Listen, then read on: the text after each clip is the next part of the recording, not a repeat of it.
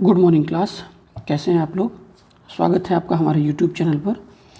आज का हमारा विषय हमारी नॉर्मल तैयारी से थोड़ा सा अलग है। ये उन बच्चों के लिए है जिन जिन लोगों ने अभी बोर्ड एग्ज़ाम्स दिए हैं, दे रहे हैं, या जो लोग पिछले 1 साल से तैयारी कर रहे हैं, जिनके पास अभी कोई मार्गदर्शन नहीं है, कुछ पता नहीं है किस फील्ड में जाना है, कहाँ जाना है। तो ये जैसे आप टॉपिक देख भी पा रहे होंगे, साफ साफ लिखा हुआ है कि 12वीं की शाखाएं। हम आज टॉपिक डिस्कस करने जा रहे हैं कि बच्चे 12वीं के बाद क्या क्या कर सकते हैं। बहुत सारे बच्चों को ये पता ही नहीं होता है कि उन्हें करना क्या है।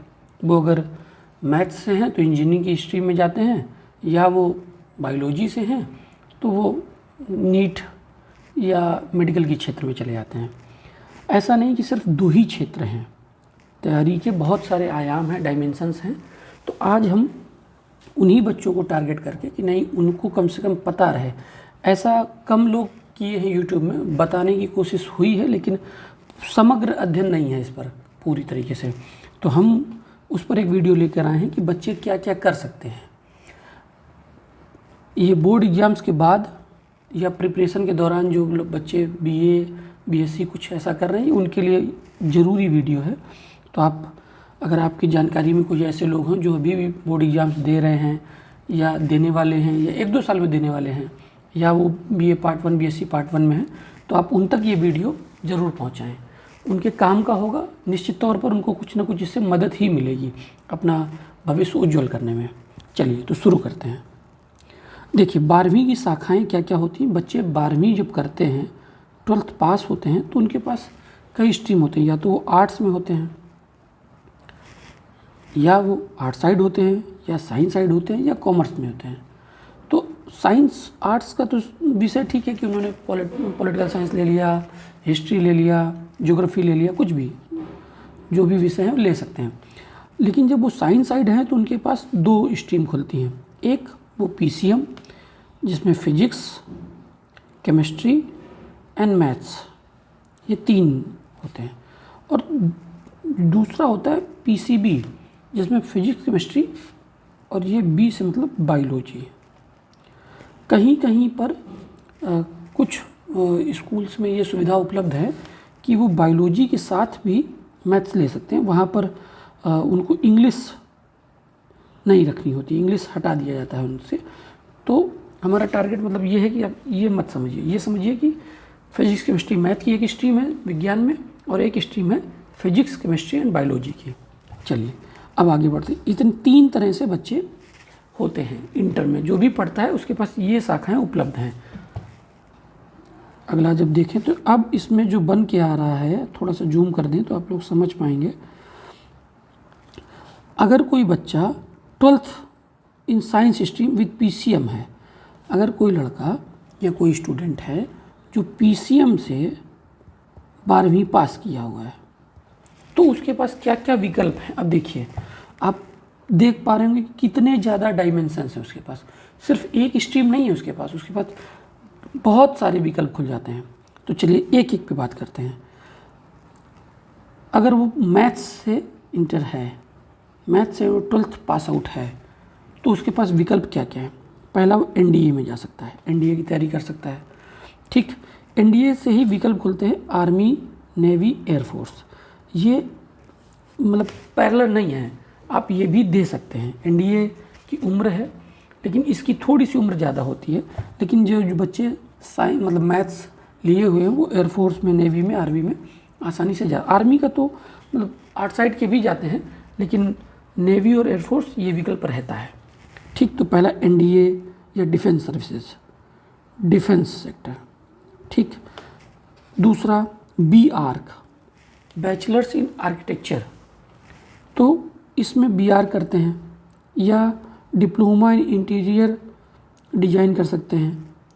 ठीक है, जो लोग बीटेक करते हैं, जैसे यूपीटेक है, यूपीटीयू है, या बड़ी बड़ी यूनिवर्सिटीज़ हैं, वहाँ पर बीटेक के पहले बीआर भी चलता है। और बहुत बढ़िया बीआर का क्या मतलब होता है, जैसे नॉर्मल कोई बिल्डिंग बन रही है, कोई भवन बन रहा है, तो उसका आर्किटेक्चर कैसा होगा, वो कितना नीचे उसमें नींव रखी जाएगी, उसमें कैसे अंदर सजावट होगी, कैसे उसमें पिलर काम करेंगे, पिलर रखे जाएंगे, ये सारी चीज़ें सिविल इंजीनियर्स का मिलता जुलता रूप कह सकते हैं। तो बहुत बढ़िया स्ट्रीम होती है, कंपटीशन कम होता है, तो उनके क्षेत्र में ये कर सकते हैं हम लोग।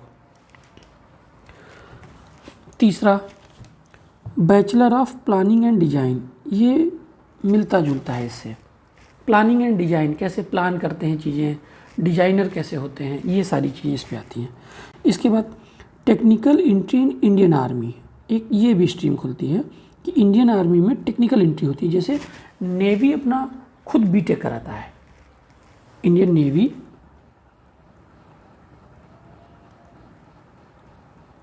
वो खुद ही अपना 4 साल का बीटेक कराता है, वो इंट्रेंस लेते हैं, काफ़ी बढ़िया होता है।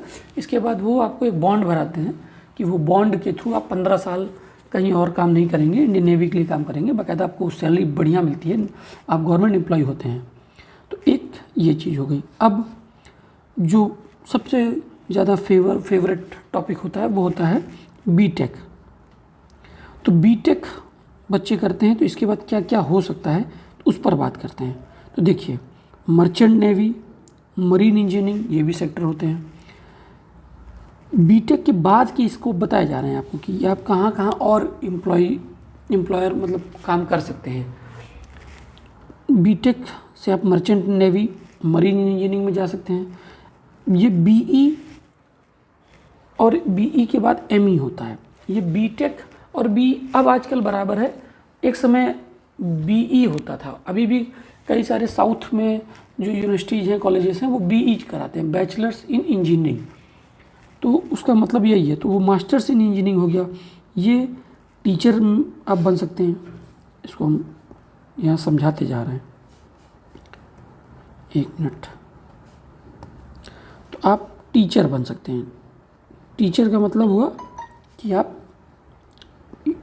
बीटेक कॉलेजेस में पढ़ा सकते हैं या टेक्निकल एजुकेशन दे सकते हैं। टेक्निकल एजुकेशन में आप दे सकते हैं। आप इंजीनियर बन सकते हैं, बीटेक के बाद इंजीनियर बनते हैं लोग, तो इंजीनियर बन सकते हैं। इसके बाद की क्या स्ट्रीम है, यूपीएससी। पिछले 3-4 साल या 10 साल का ट्रैक रिकॉर्ड देखिए तो यूपीएससी या वर्तमान में यूपीपीसीएस, इसमें सेलेक्टेड जो कैंडिडेट्स हैं उनमें सबसे ज़्यादा जिसकी संख्या है वो बीटेक वालों की है, क्योंकि उनको पढ़ने का तरीका पता होता है। आईआईटी के जो स्टूडेंट होते हैं वो एक दिन में एक एनसीईआरटी ख़त्म कर लेते हैं। उन्हें पता होता है कि उनको 15 एनसीईआरटी 20 एनसीईआरटी जो मेन पढ़नी है, जिसमें ओल्ड न्यू सब है, वो 1 महीने में ख़त्म करके आगे बढ़ जाते हैं, क्योंकि उन्हें पता है, उनको पढ़ाया इतना ज़्यादा जाता है, उनको पढ़ना ज़्यादा होता है, इस वजह से उनको यहाँ पर एज होता है। तो सबसे ज़्यादा यूपीएससी और यूपीपीसीएस में लोग आते हैं बीटेक करने के बाद और अच्छी पोजीशन, अच्छी रैंक हासिल करते हैं। अब तो पहला मर्चेंट नेवी, उसमें इंजीनियर बन सकते हैं। एमई हो सकता है, एमई मास्टर्स इन इंजीनियरिंग, जहाँ पर आप टीचर, टेक्निकल एजुकेशन किसी भी क्षेत्र में आप जा सकते हैं। और दूसरा, आप स्वयं इंजीनियर भी हो सकते हैं। इसके बाद यूपीएससी एक सेक्टर खुलता है।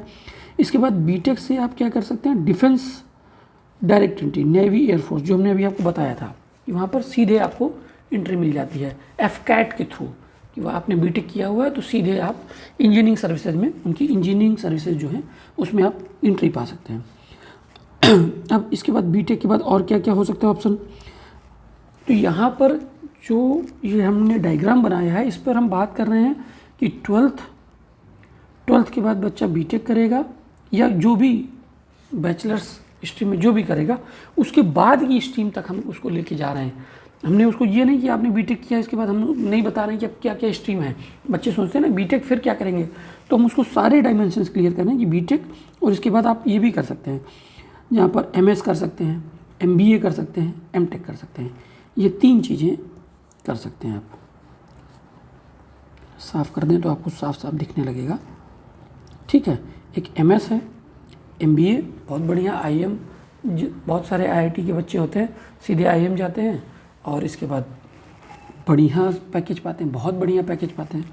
या एमटेक करते हैं। एमटेक करने के बाद आप टेक्निकल एजुकेशन की फील्ड में आ जाते हैं। आप पढ़ाई से आपकी रुचि रहती है। आप रिसर्च में आगे बढ़ सकते हैं, पीएचडी कर सकते हैं, यहाँ से आगे आप यहाँ से पीएचडी कर सकते हैं। ठीक है।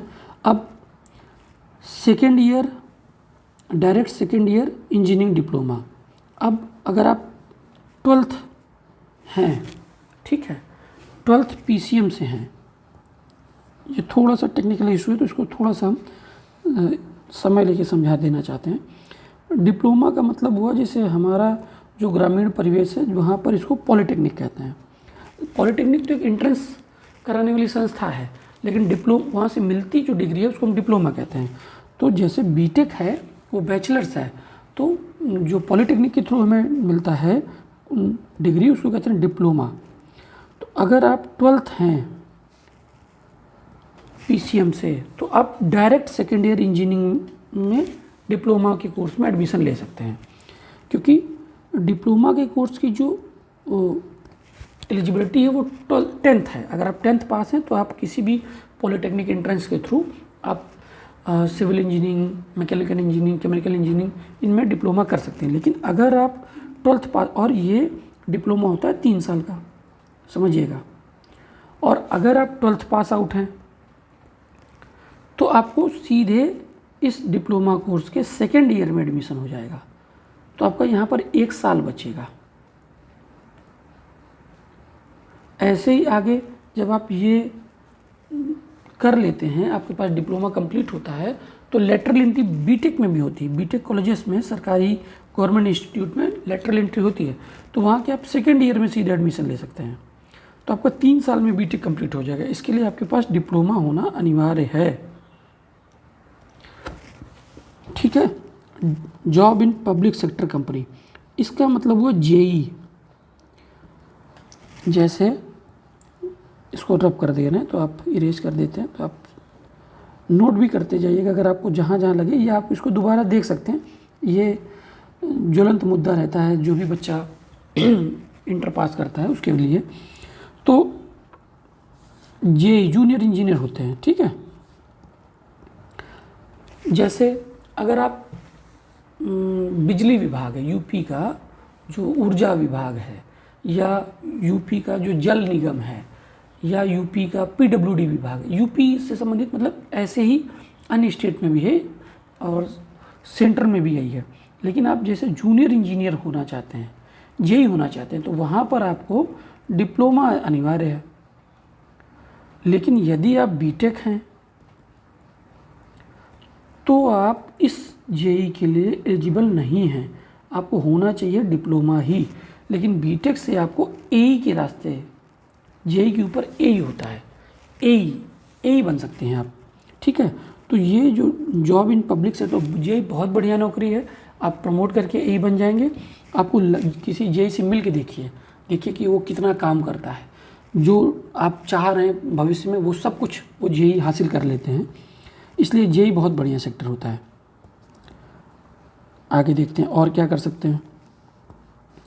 तो यहाँ से बीटेक के लिए आप क्या क्या चीज़ें कर सकते हैं, ये साइंस से हो गया। अब या तो आप बीसीएस या बीसीए या बीएससी, ये तीनों कर सकते हैं। अब इन तीनों के बाद आप क्या कर सकते हैं, एमसीए कर सकते हैं, बीसीएस कर सकते हैं, एमसीएम कर सकते हैं, एमबीए कर सकते हैं। ठीक है। अब एक नया कोर्स इस समय बहुत ज़्यादा चलता है, उसको कहते हैं होटल मैनेजमेंट। इस समय सबसे ज़्यादा होटल मैनेजमेंट पे फोकस है, और चूँकि इनका पैकेज बहुत अच्छा होता है तो बच्चे करना भी चाह रहे हैं। तो होटल मैनेजमेंट आप 12th के बाद कर सकते हैं।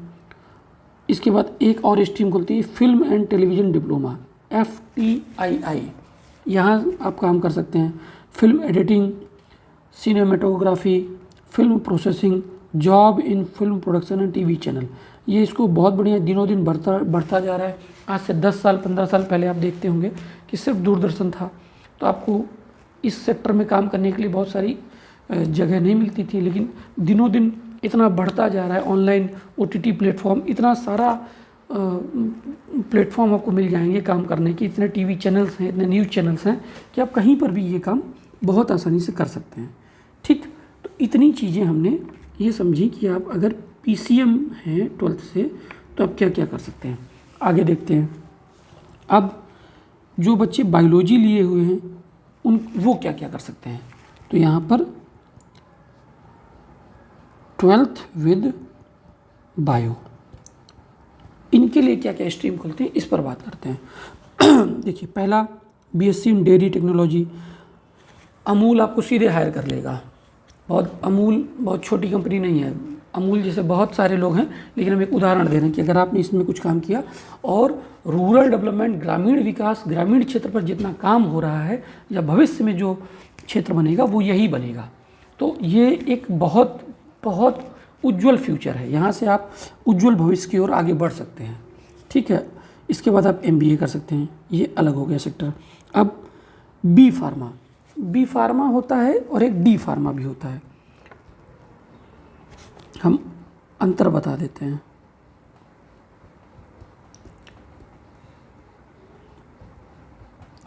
ये 2 साल का कोर्स है, ये डिप्लोमा इन फार्मेसी है।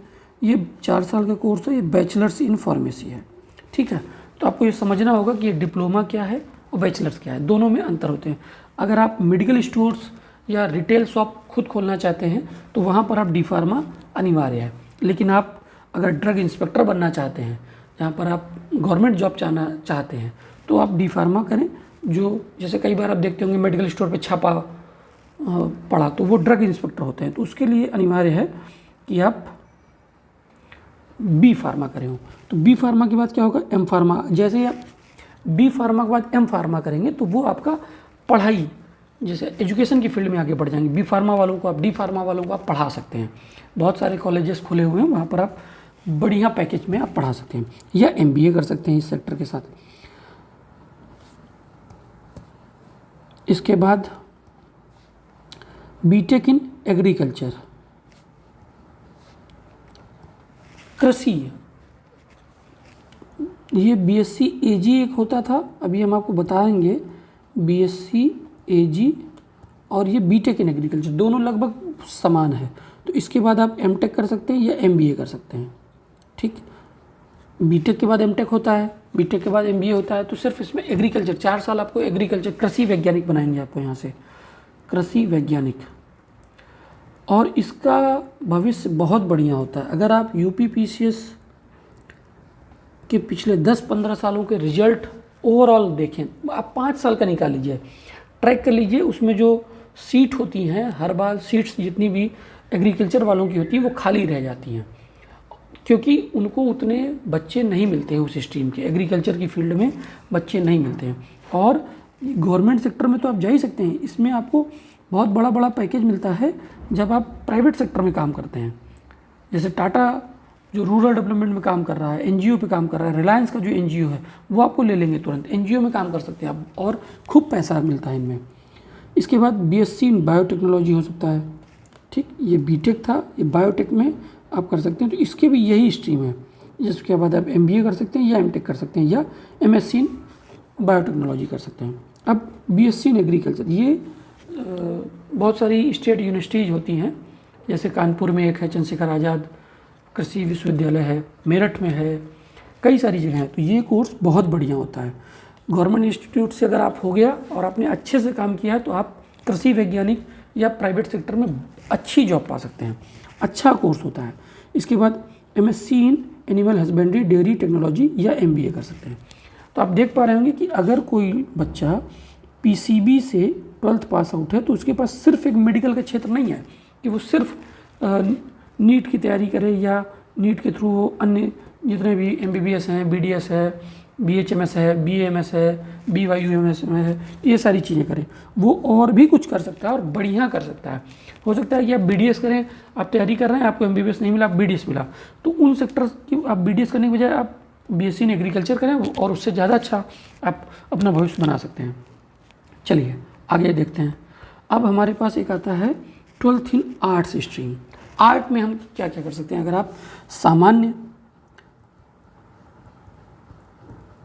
12th सामान्य विषयों के साथ मानविकी शाखा से हैं तो आप क्या क्या उसमें कर सकते हैं, उसके लिए एक है, सरल माना जाता है, अपेक्षाकृत सरल माना जाता है। लेकिन आजकल आप टीना डाबी का उदाहरण लें, टीना डाबी और उनकी बहन रिया डाबी जो इस बार टॉप की हैं यूपीएससी में, 15वीं रैंक आई है। टीना डाबी 2015 बैच में टॉप की थी और 22 साल की उम्र में 22 साल में वो टॉपर हो गई थी, रैंक 1 पाई थी। तो वो आर्ट्स स्ट्रीम की पढ़ी हुई थी, पॉलिटिकल साइंस पढ़ा हुआ था और उनका पूरा केस स्टडी हम आपको लास्ट में समझा देंगे कि वो कैसे उन्होंने साइंस से बेहतर आर्ट्स में काम किया और उस आधार पर वो यूपीएससी में रैंक 1 बनी। चलिए आर्ट्स स्ट्रीम के बारे में समझते हैं कि क्या क्या कर सकते हैं। तो जैसे ही आप 12th पास करें तो आप डीएलएड कर सकते हैं। ये डिप्लोमा इन एलिमेंट्री एजुकेशन है, जिसके बाद आप टीचर बन सकते हैं। यूपी में बहुत सारी वैकेंसी आती हैं प्राइमरी की, जहाँ पर आप अप्लाई कर सकते हैं। टेट वेट जो सुपर टेट है वो आपको एलिजिबिलिटी क्राइटेरिया पूरा करना होगा, लेकिन आप टीचर के क्षेत्र में आ सकते हैं।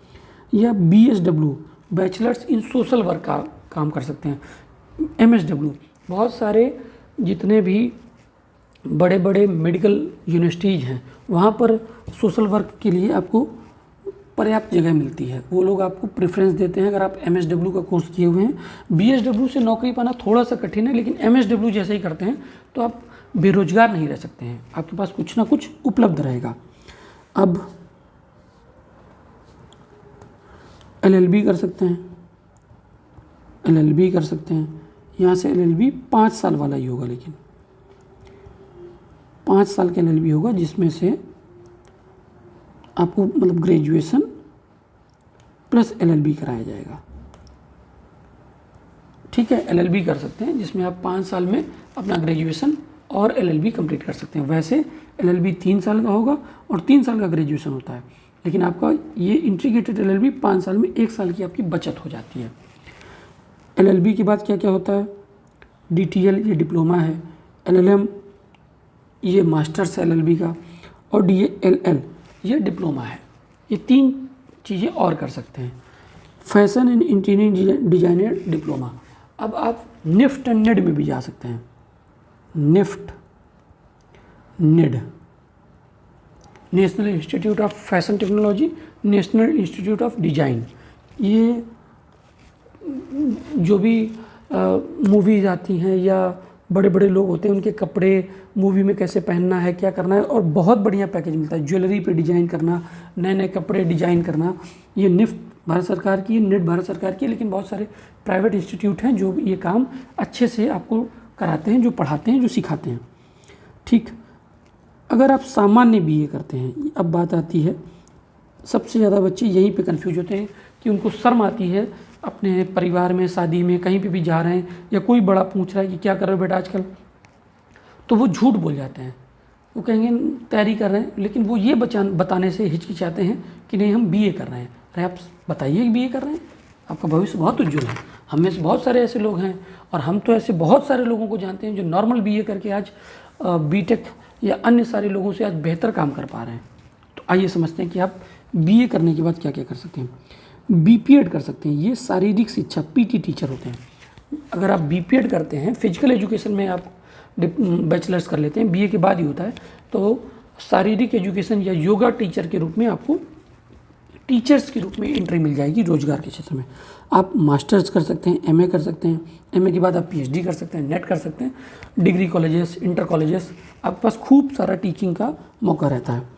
मास्टर्स इन मास कम्युनिकेशन कर सकते हैं, मास कम्युनिकेशन मतलब पत्रकारिता में मास्टर्स कर सकते हैं आप, ये बहुत बढ़िया सेक्टर है। बैचलर्स इन जर्नलिज्म कर सकते हैं, अगर आप BA करना है तो आप बैचलर्स पत्रकारिता में कर सकते हैं।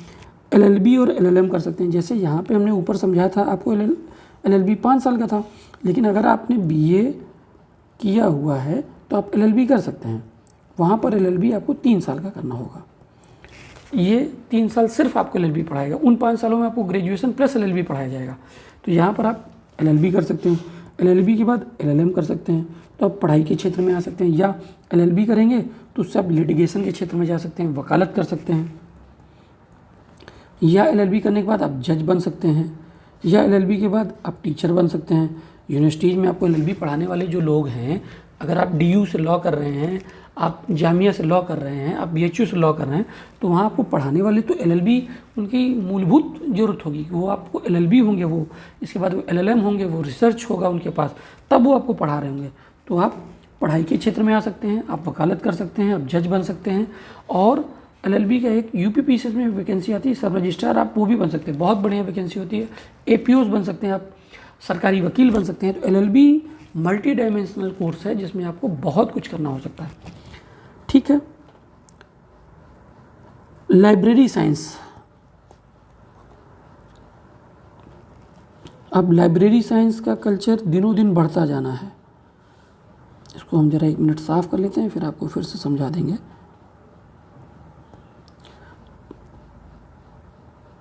बैचलर्स इन लाइब्रेरी साइंस, तो लाइब्रेरी साइंस का मतलब बीलिस होता है।